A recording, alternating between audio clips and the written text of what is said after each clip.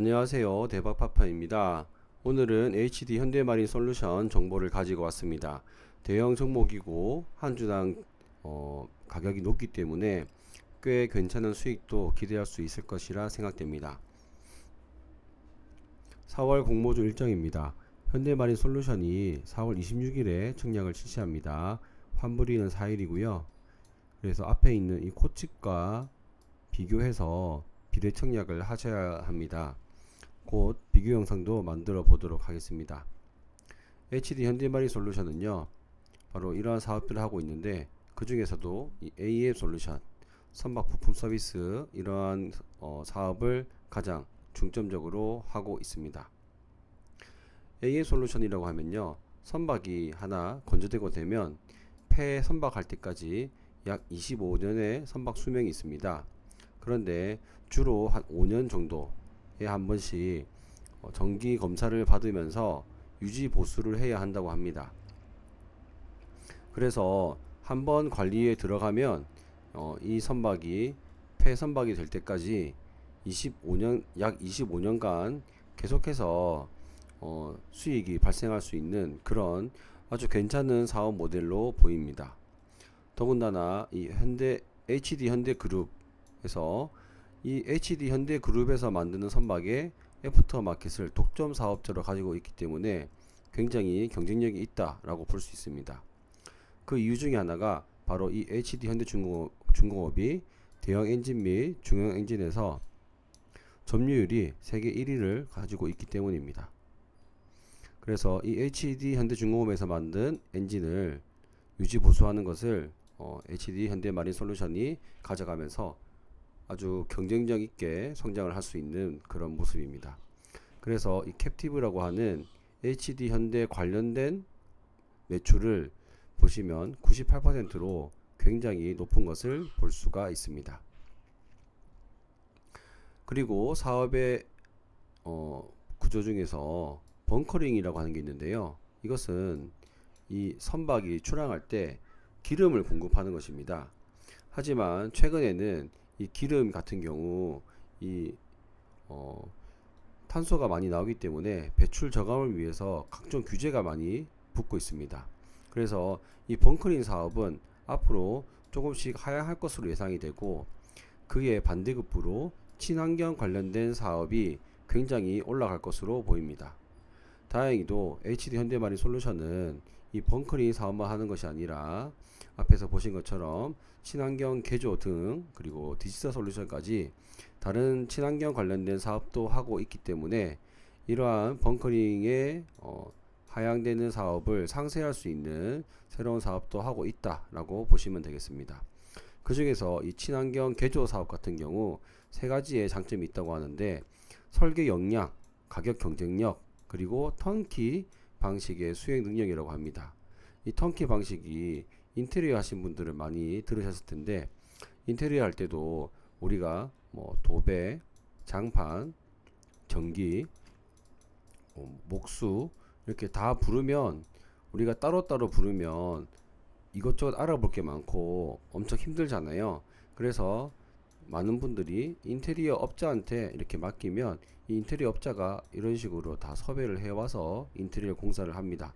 그럼 저희는 이 인테리어 업자에 돈을 주면 여기서 이렇게 돈이 분배되는 거죠.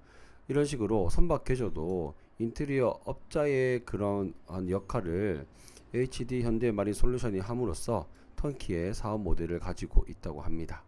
그래서 이런 식으로 수리 조선소와 협력, 이런 방식의 턴키를 이용해서 더욱더 수익성을 극대화할 수 있는 그런 사업 능력을 가지고 있다라고 볼 수 있겠습니다. 자, 공모 정보입니다. 공모 금액이 7,423억 원이나 됩니다. 굉장히 크고요. 그렇기 때문에 증권사도 총 5개 증권사에서 나누어서 청약을 하실 수 있습니다. 물론 우리는 이 중에서 한 개의 증권사만 청약을 해야 합니다. 청약 정보를 보시면요, 먼저 수수료부터 살펴보겠습니다. 수수료는 KB증권만 1,500원이고요. 나머지는 전부 2,000원입니다. 원래 무료였던 키움증권도 얼마 전에 문자가 와서 수수료가 2,000원으로 변경됐다고 연락이 왔더라고요. 그래서 키움증권이라도 1,500원 조금 더 오랫동안 해주었으면 좋겠습니다. 그리고 주의하실 점이 대신증권만 24일, 청약이 25일부터 26일까지인데요. 하루 전날에 계좌 개설을 하셔야지 청약이 가능합니다. 그래서 아무래도 대신증권을 청약 안 하시는 분들이 조금 생길 수 있지 않을까 싶습니다. 제 생각에는 이 증권사 중에 어느 증권사가 좋냐라고 봤을 때 비례로 넣으실 때는 대신이 좀 좋지 않을까 그런 생각이 듭니다. 물론 넣을 때는 증권사별 경쟁률을 다 확인하시고 해야 하고요.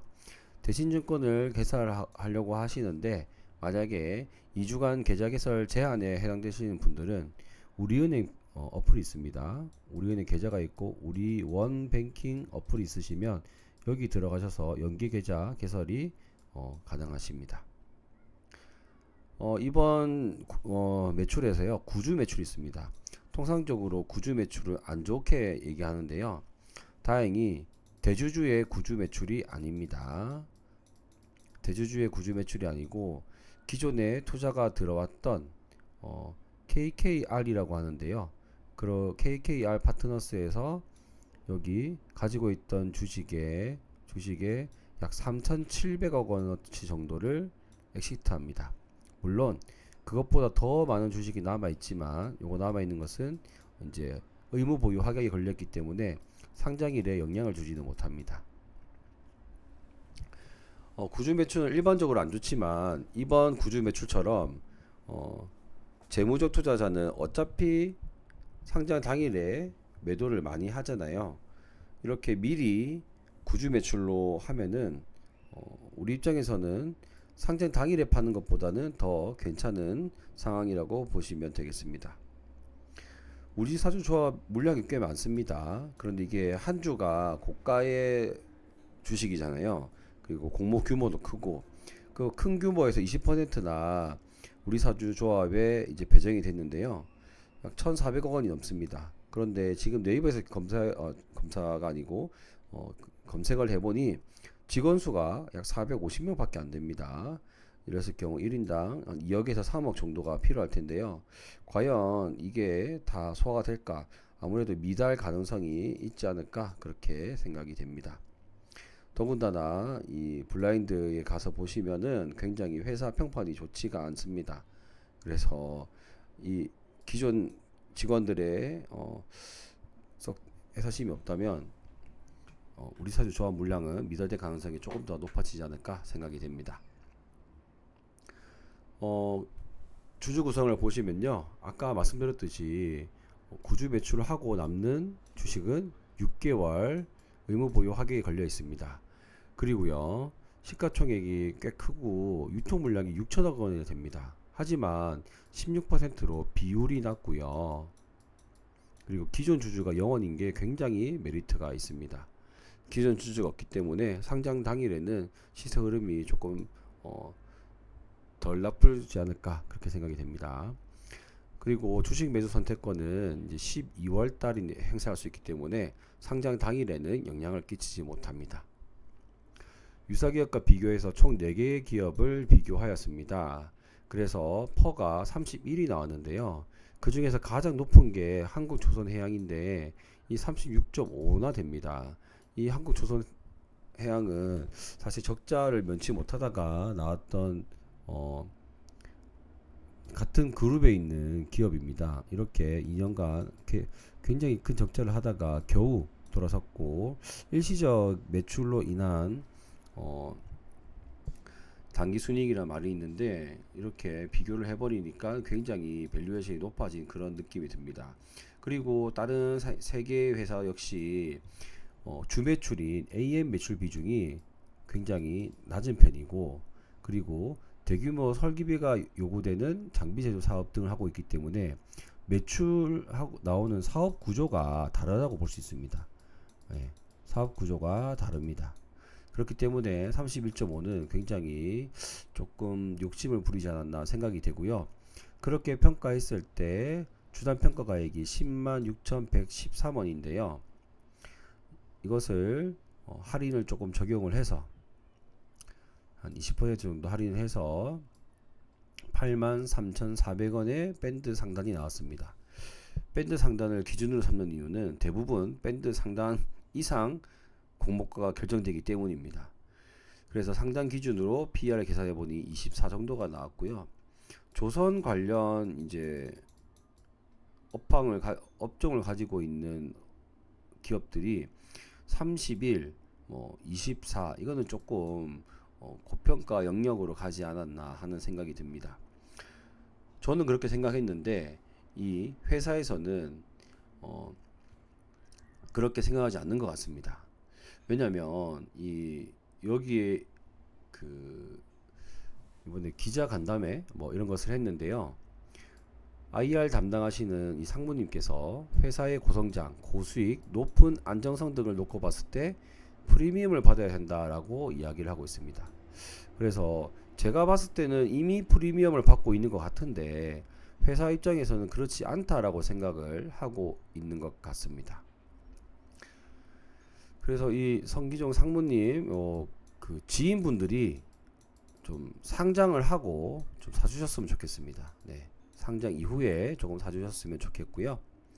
그러면 이번에 구주 매출을 하는 KKR 파트너스, 앵커 에쿼티 파트너스라고 하는데요.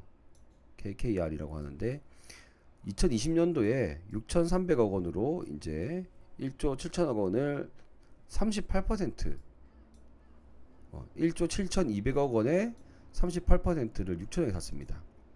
근데 그때 당기 순이익이 1,080억 원이었거든요. 그때 PER이 이제 15.9인데 15.9가 이게 아마 프리미엄을 좀 받은 게 아닌가. 프리미엄을 좀 받은 게 15.9가 아닌가 하는 생각이 들고요. 그리고 2023년은 당기 순이익이 1,500억 원이다. 그래서 PER 24, 31 이거는 조금 프리미엄을 이미 많이 받고 있다라는 생각이 듭니다.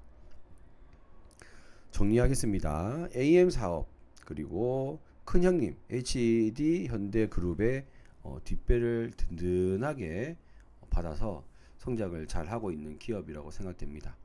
그리고 벙커링 부분은 하향이 전망되지만 친환경 디지털 솔루션 성장이 좋기 때문에 나쁘지 않은 사업 모델을 가지고 있다라고 정리됩니다. 밸류에이션을 따지면 PER 24는 높아 보입니다. 하지만 유통 물량이 비율적으로 적고 기존 주주가 0원입니다. 그래서 아주 좋은 기존 주주 물량입니다.